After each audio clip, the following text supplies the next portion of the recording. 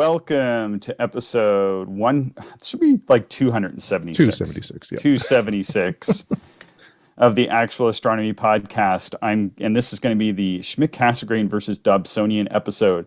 I'm Chris, and joining me is Shane. We are amateur astronomers who love controversy and looking up at the night sky, and this podcast is for anybody else who likes going out under the stars. So in this episode, Shane, we're going to talk about the difference and our recommendation between Schmidt Cassegrains and Dobsonian telescopes, and which one might be right for you, the listener, because we tend to get some questions on this. We had a really good question this week, and I thought might make a good central theme for this episode.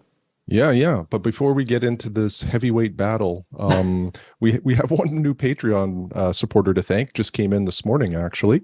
Okay. So thanks, Gene. Appreciate the Patreon support. And as always, we appreciate all of our Patreon supporters, and we also really enjoy getting the emails that we get from our listeners of, observing reports and just general conversations. So thanks for all of that.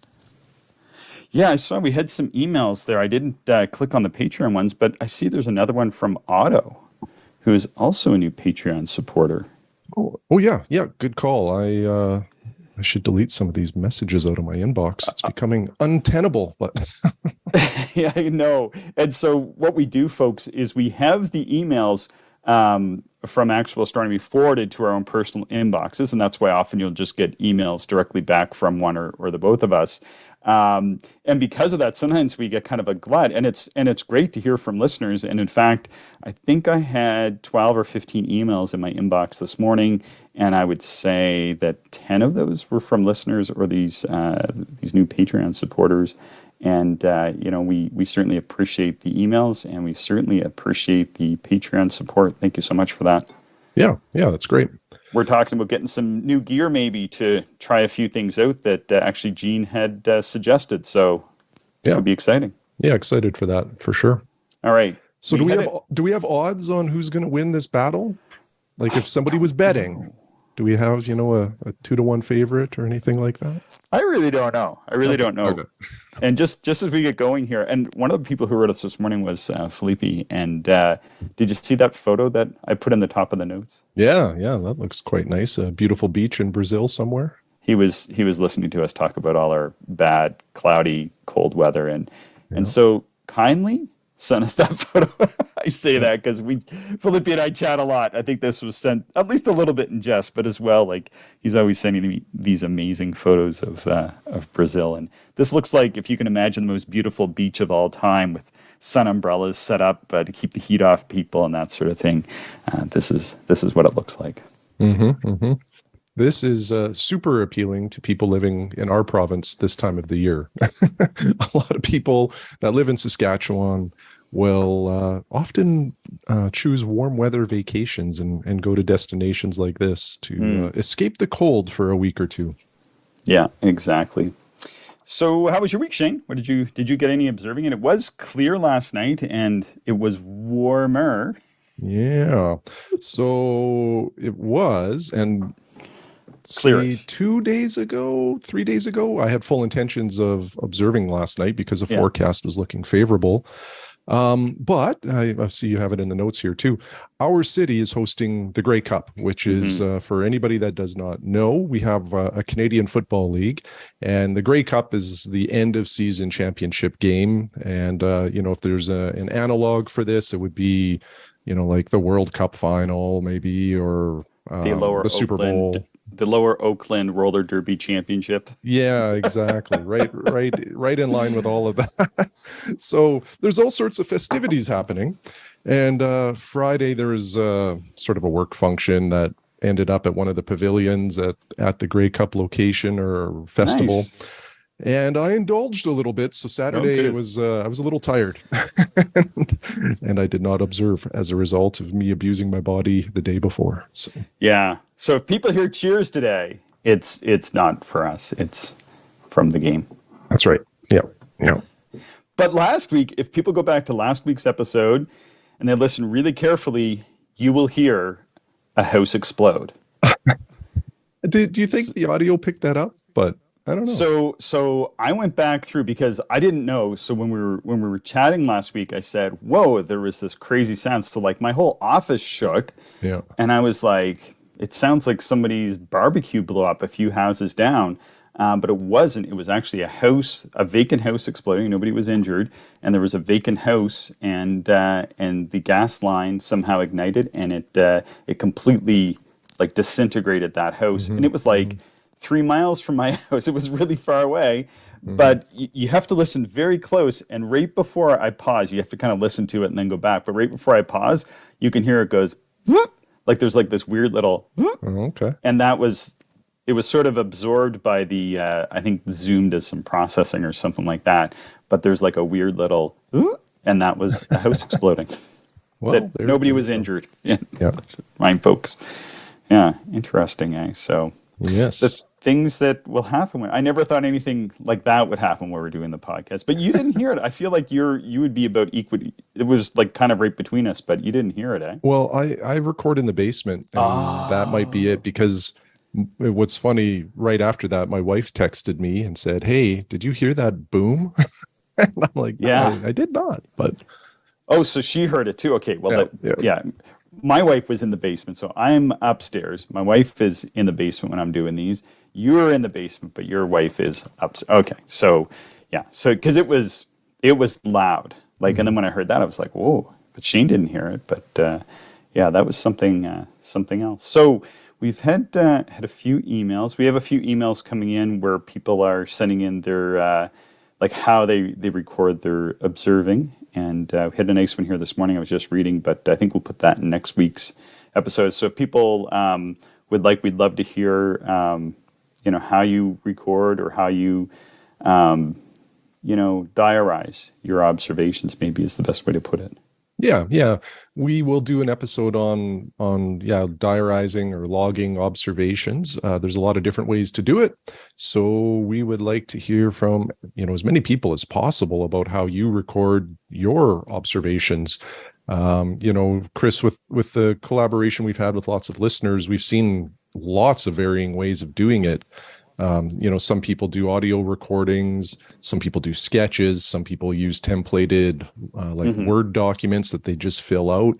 But then there's some other really creative ones where, people put together like a PDF document and include so much more around the observing even. Yeah, exactly. So much more about getting prepared, getting there, setting up the environment around, the observing site. So I love them all. And it's great to see the diversity, and we would love to just do an episode about all of those different ways. And really, I think the outcome, Chris, is that if anybody is sort of wondering how they can improve their logging or maybe start logging, hopefully that will just, spur some thoughts about how they can record their observations. Yeah, I really like how people will transcribe their observations. I like the stuff that makes me want to go and observe, and and different people have like a different aesthetic, right? So, for example, yesterday we received that one from Jim, and I think I sent that one along to you, Shane, where Jim is, he does some observing and some imaging, and he took his images and he made them into, he called it like a calendar, but it's sort of like a two-page set, just like when you open a book, how there's like a page on the left and a page on the right. And then he kind of had sets, like in, I guess, like quadrants or something. So like 4 images, I think, per month for like the past year kind of thing. And then had laid it out. And, it looks like a book you could maybe just buy and then open up. But I think he just did this more for fun than anything. But that was so cool. And the thing that was really cool, the thing that I really liked about that, Shane, and I'll get your thoughts here in a second, but is that he picked a really neat variety of objects. So, like on one page, he's got something like, like M42, the Orion Nebula, and a really great photo that he did of the Orion Nebula. By the way, it's spectacular. And then he has like the Monkey's Fist, one of the Sharpless Nebula, or something like that. And he has this really interesting sets of objects where some of them are going to be ones that, we're familiar with. And then there's a Sharpless object. It's a planetary nebula down in Canis Major. I think it was 2-308. I'm just calling this off the top of my head. And I was like, what is that? Like, I want to go and look at that. Like, so, the thing that I love about these sort of diaries of people's, whether it's their images or their observations, is they bring objects to my attention that I've never heard of before. And I was like looking at some of these going, that would look really cool in a telescope. I want to go and take a look at that. But anyway, what did you think of what Jim produced there? I thought it was really neat. Yeah, I think it's awesome. And what I love is when people just kind of do a project that makes sense for them or enhances, their observing processes. So I thought it was super interesting that he went out and did that. I really just love that stuff. Yeah. And then Peter sent us a really short email here with his image there of Jupiter and its moons. Do you want to just read his short email there first before we? Yeah, I'm just pulling it up here. Okay. This is from Peter, okay. Right? Yep. Okay. So this is Jupiter with my left to right Europa, Ganymede, Io. Ganymede is in a shadow transit. The image was shot with the FC 100DZ with the beta zoom at 8 millimeters in eyepiece projection. The seeing was actually pretty good, but the wind introduced noise into the image. I've installed a ZWO electronic focuser, and that really helps with focusing the planets. All the best. And yeah, it was a great image. The moon detail was quite interesting, like starting to resolve some disks there. But what I liked about it was closely resembling a visual observation of Jupiter on a really good night of seeing. Exactly. At least that's what I felt. Like the detail in the banding wasn't like, how some Jupiter images can be like just incredible in terms of all of the detail you see. I appreciate those, but I really like the images that represent the visual observation, which I thought his did a great job of that. Yeah, no, it was really nice. All right, shall we talk about Dobsonians and Schmidt Cassegrains? We should. Yeah, let's get into that.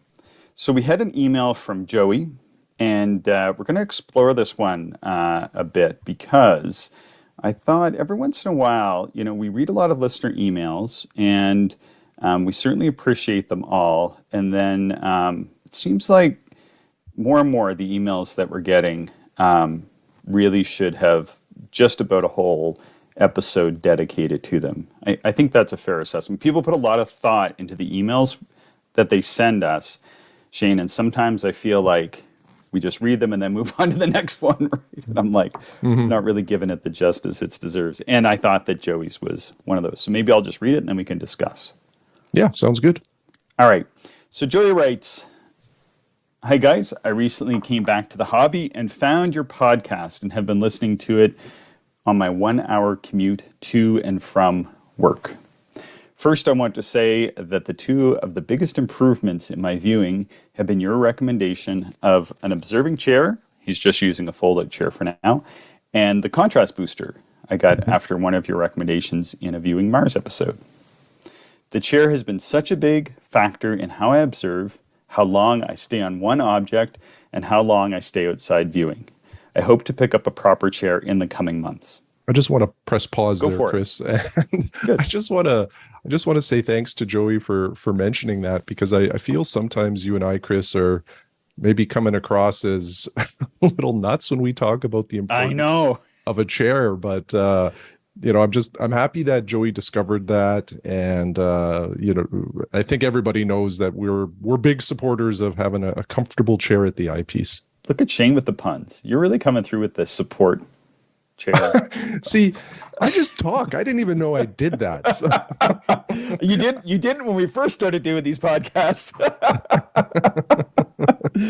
Yeah, I really appreciate this too. And when I'm teaching my classes, it's the same thing. Or when we go out observing, I was taking one of our listeners out observing in October, and I was like, "No, you got to try a chair." And I like they think they're gonna. I know people are thinking that I'm gonna give like these magical recommendations of buying this special eyepiece or getting this really neat piece of gear they never heard of before, and then I'm really like amped up over a chair.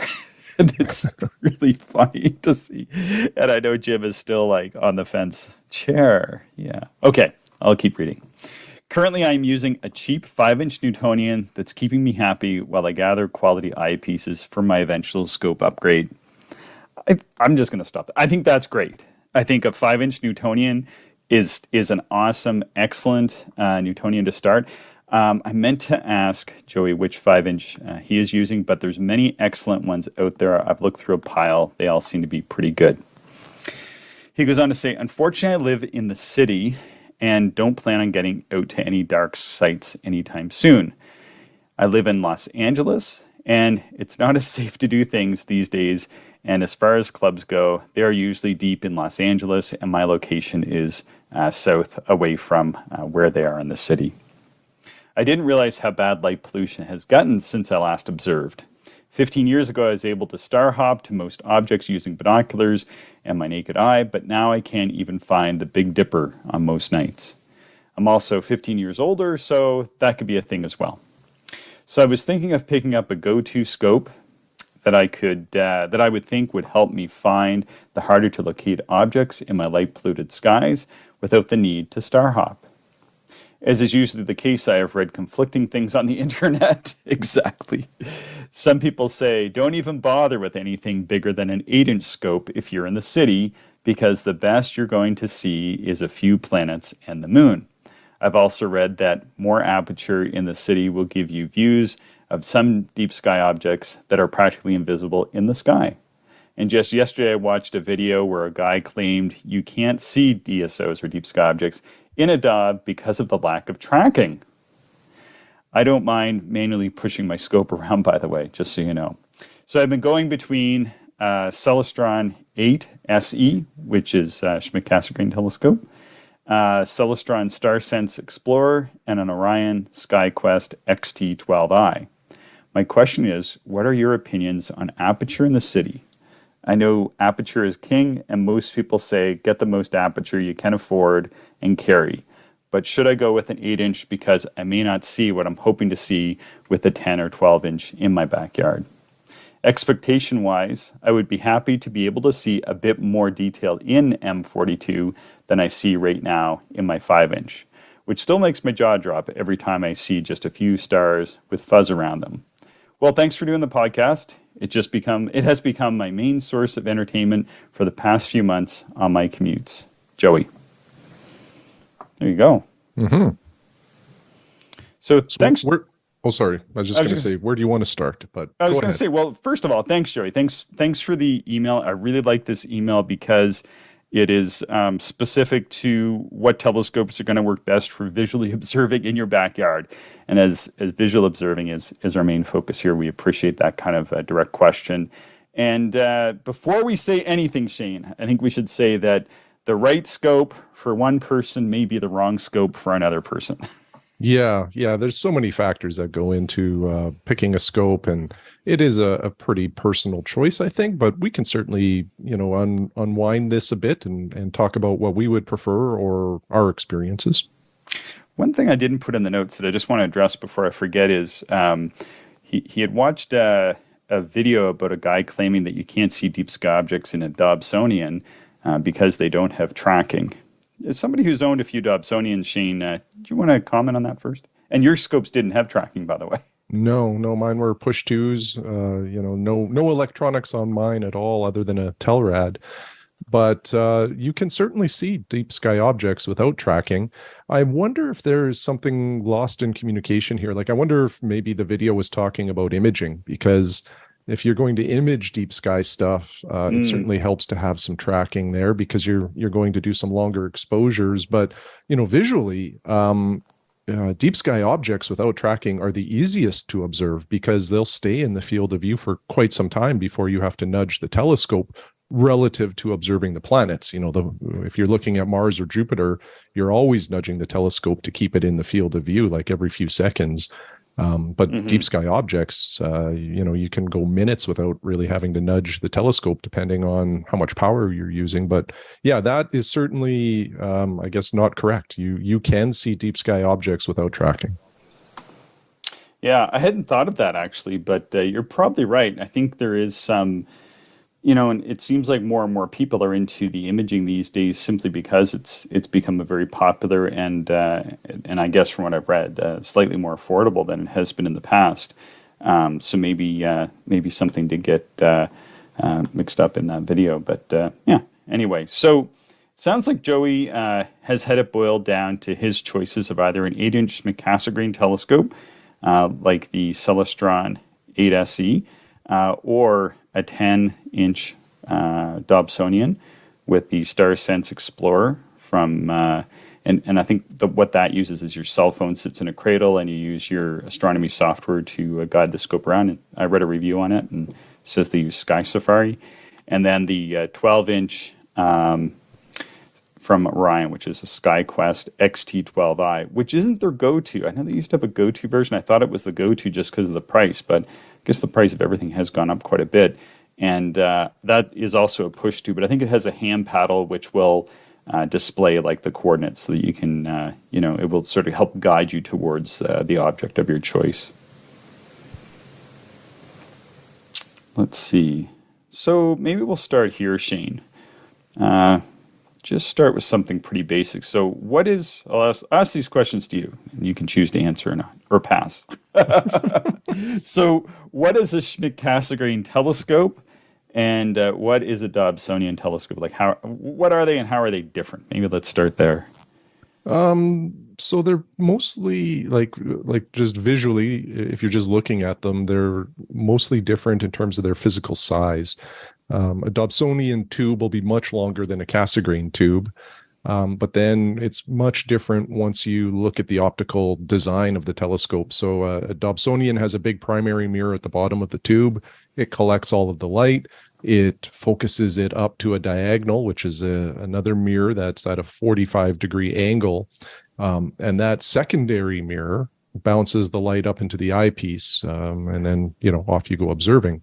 Now a Cassegrain comes out the side of the tube. Yeah. Yeah. And now a Cassegrain is, has some similarities. It has a big primary mirror at the back to gather light, that then bounces up to a corrector plate. And then it comes back to the, I guess, I'd call it the bottom end of the tube where the primary mirror is.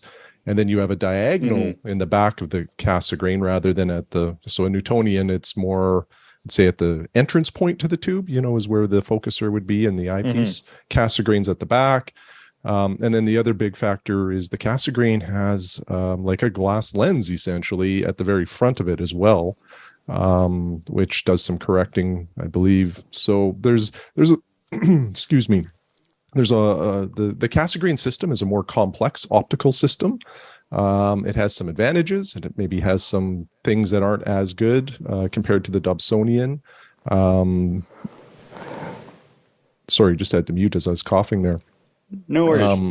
The other thing too is a Dobsonian will be a little bit faster in terms of optics, usually in that f5 to f6 range, whereas a Cassegrain is probably f10 to 12. Yeah. And the Cassegrains are almost universally going to be on a tripod or something like that, and the Dobsonians are in like a Lazy Susan cradle type of apparatus that you can kind of swing around the sky and point wherever you want without relying on battery power. And the Schmidt Cassegrains, although some of them can be used with just with your hand to push around, I believe the 8SE and many of the other models that are out now are going to be very difficult to use manually, and if not impossible. Because I think, Shane, you and I were helping somebody set up the 6SE one night a few years ago. Do you remember that? They were trying to look at, I think it might have been Mars back in 2020, or maybe even the previous Mars opposition, and the telescope, we were trying to help them get it set up. We finally got it set up, and the telescope ran out of power. Do you remember that? Yeah. That's a good point, that a lot of the Cassegrains will come with a go-to style mount. So more electronics involved. What are some other things? I think a Cassegrain, if you go just aperture to aperture, I don't know. I think they'd be pretty close to the same weight, like a 12-inch Cassegrain and a 12-inch Newtonian would probably be pretty close, although I feel like the Cassegrains are always heavy whenever I lift them comparatively. But They are much shorter, so that is sometimes an advantage for packing and stowing and that sort of stuff. And I think Cassegrains get a lot of attention because of their versatility. You can use them quite well visually, but a lot of folks buy them with the intent to do some astrophotography with them. And, you sort of have a platform there that can get you into that space, in a relatively, decent price, because astrophotography can really increase the input costs into the hobby. For sure.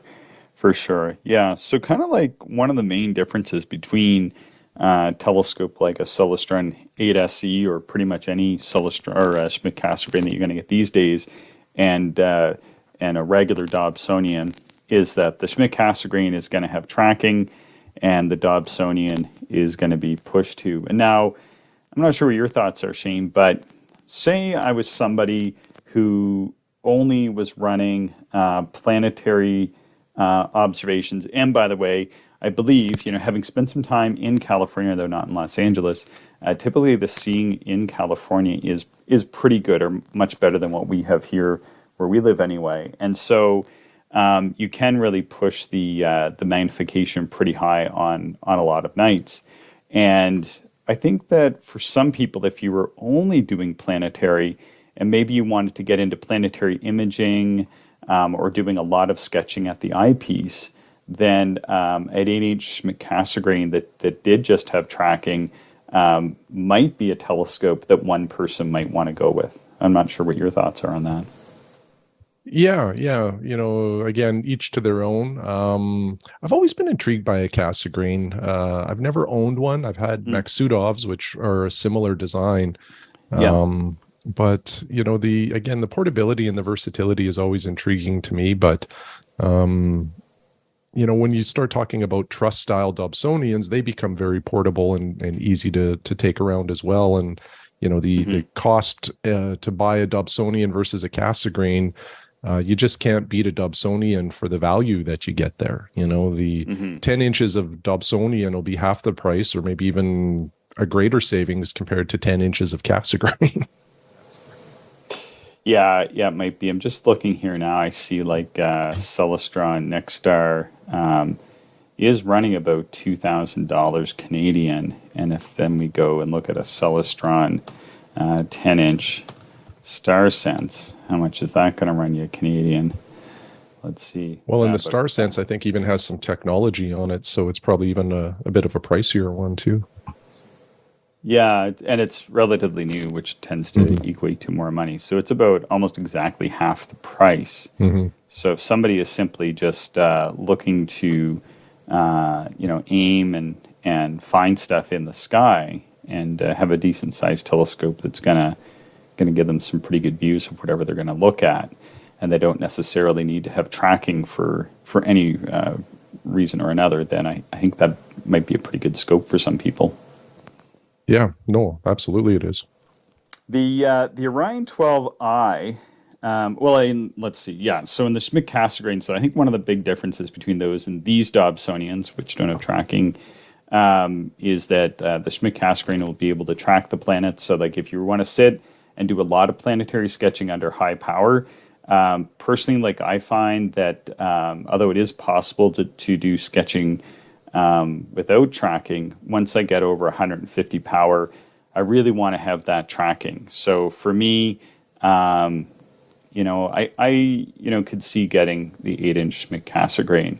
And with the Dobsonian you can, but it is gonna require you to be recentering things quite frequently. And if you lose a planet under very high power, then it can be a little bit frustrating to reacquire it. And even if you can do that relatively fast, just simply having to go and repeat that finding episode frequently throughout the night, which is what I found to be pretty frustrating, especially if it's like Mars opposition and it's like this week for us, Shane, that's coming up that really is a good time to talk about something like that, is that it's supposed to be reasonably warm, being into the negative single digits, so not too cold. And here we are really close to the Mars opposition, and I want to just set up and observe and do a whole pile of sketches. I don't want to be setting up, observing, going in to get warm, coming out, having to reacquire, then do my sketch. That just is going to equate to doing some Mars observing and maybe one sketch in the evening, versus when I run my tracking, I'll maybe get off 6 sketches in a night. So for me, that's going to be a big difference. But if somebody's not into sketching and they want to go out and just do a lot of observing on Mars, then I think the Dobsonian can make a lot more sense, because you're going to have to, be observing for a long time, sitting and sketching to get that same level of detail out that the Orion 12 or the 10-inch Celestron are just going to give you a little bit easier. So anyway, that's kind of my 2 cents on it. Well, when I think of these types of conversations, or even if I'm buying eyepieces or whatever, I usually come down to 2 or 3 choices. But where I start with typically is, what is the outcome that I want, or how much am I willing to spend? Those are usually 2 big factors. So, if we think about this, and hypothetically, if we had $2,000 to spend on a new telescope, you just said that gets you, what is that, a 10-inch or an 8-inch Celestron Cassegrain? That gives you the 10-inch. 10-inch, okay. The 8-inch is going to run you close to $2,000 Canadian. And I think the Orion 12i is going to be the most expensive of these 3 options. From what it's hard to get It's hard to get an Orion 12i price here in Canada, because there's a lot of different things factored in. So what I would be inclined to do, again, if my budget was $2,000, and the way I observe, I like to get out to some darker areas where big aperture really excels.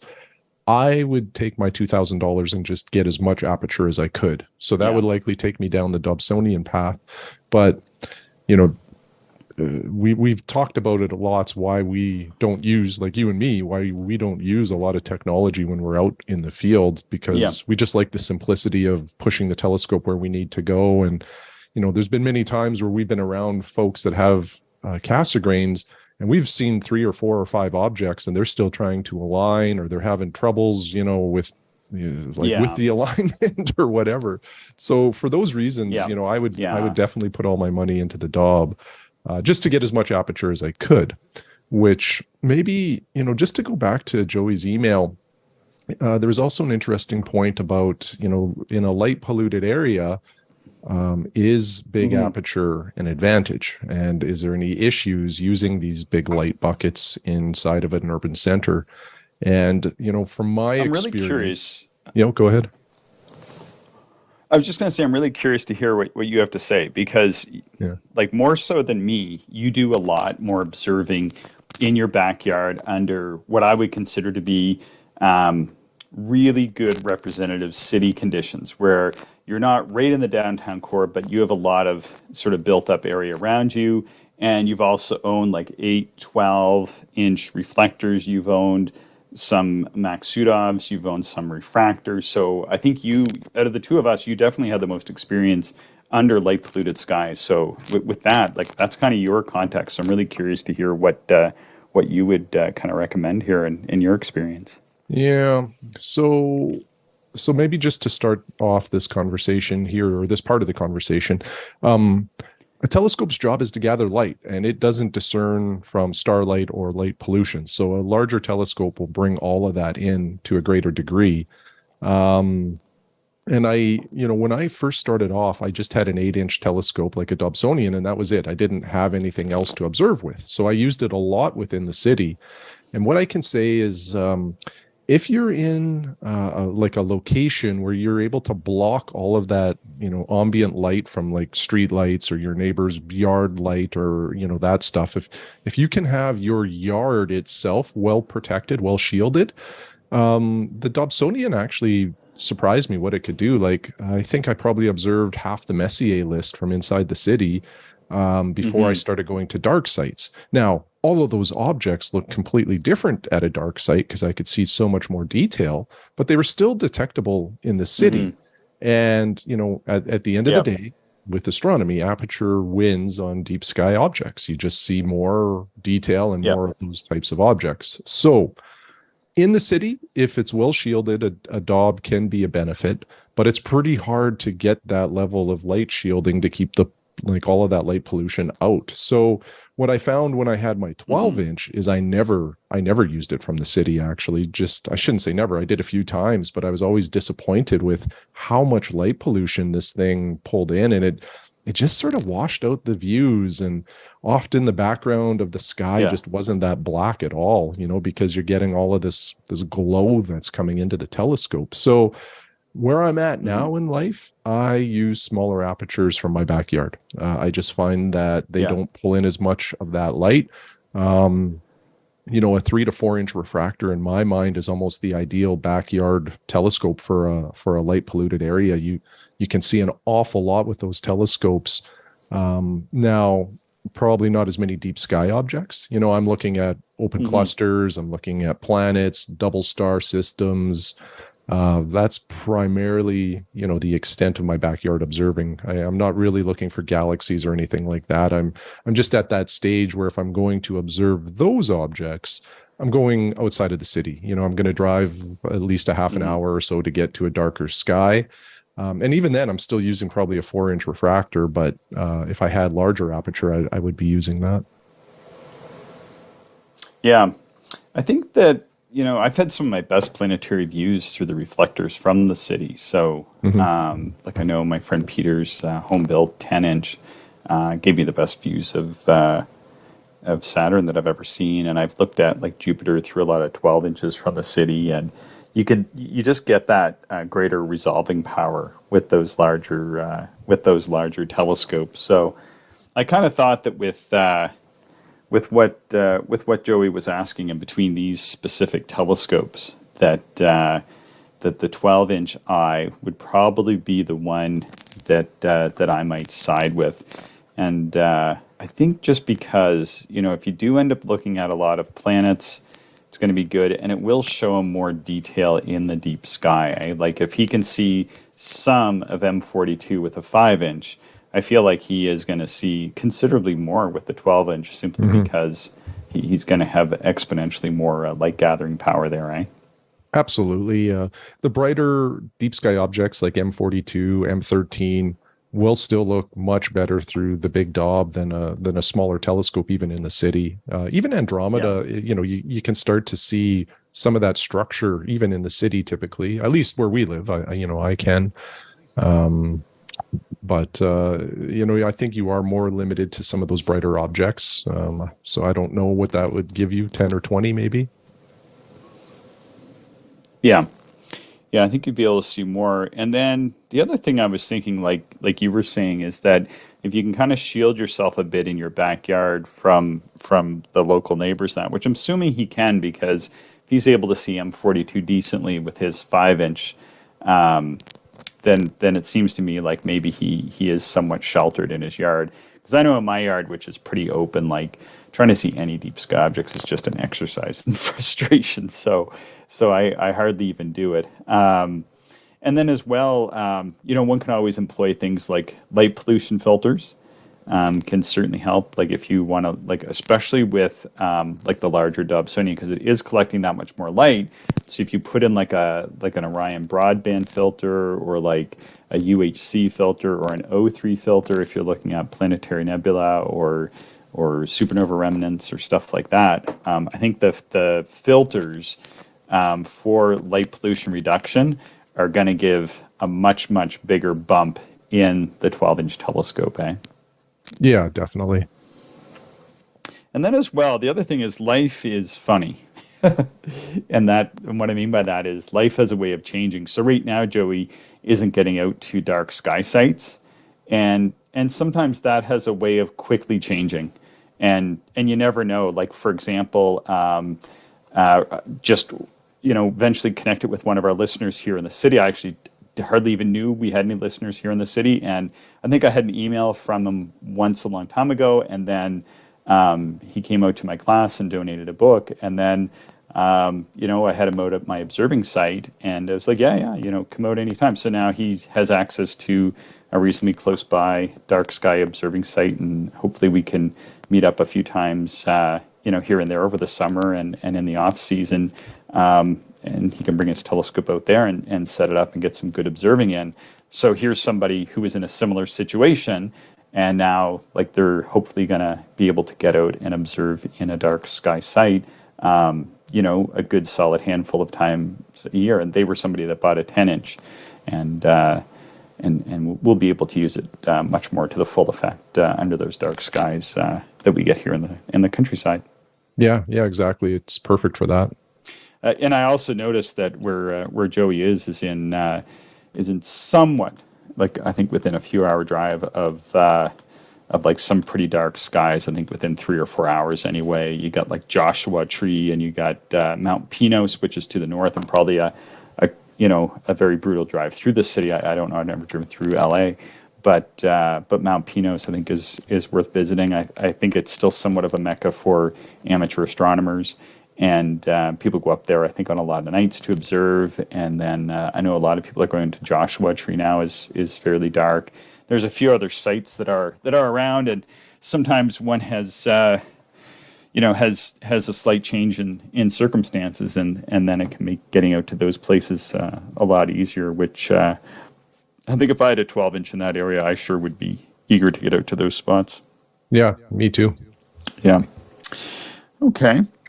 Well, let's see. So, what are your thoughts, Shane? 8-inch Schmidt Cassegrain, Orion 12I, or 10-inch Celestron StarSense, which is a new telescope? What would your ultimate recommendation be here for Joey? Easily the Orion 12I. You're getting the most aperture. You're getting what we call digital setting circles, which helps you find things in the night sky once aligned. So you're getting a little bit of intelligence in the scope that can enhance the experience. If you're having troubles finding certain objects, it'll certainly help. 12i all the way. How about you? 12i all the way. How about you? Yeah, I think I'd recommend that as well. I just think the bigger telescope and the bigger resolving power, and I think we'll get some better views out of that.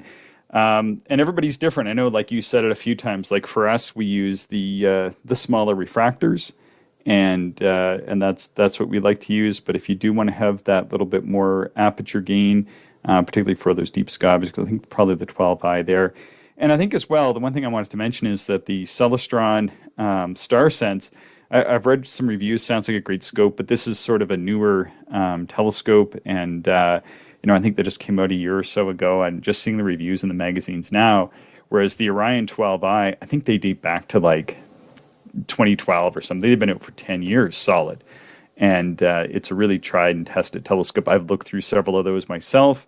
And I think probably the optics are going to be pretty similar, but at the same time, the 12i has been out a little bit longer. But I certainly would be keen to see the 10-inch Celestron StarSense in the field. But as far as aperture goes, a 12-inch is simply just going to be a bigger scope than the 10-inch. But again, the 10-inch is still like half the price. So a lot of decision making there, right? Yeah, there is. There's a lot of factors. Yeah, good stuff. All right, well, thanks for listening, everybody.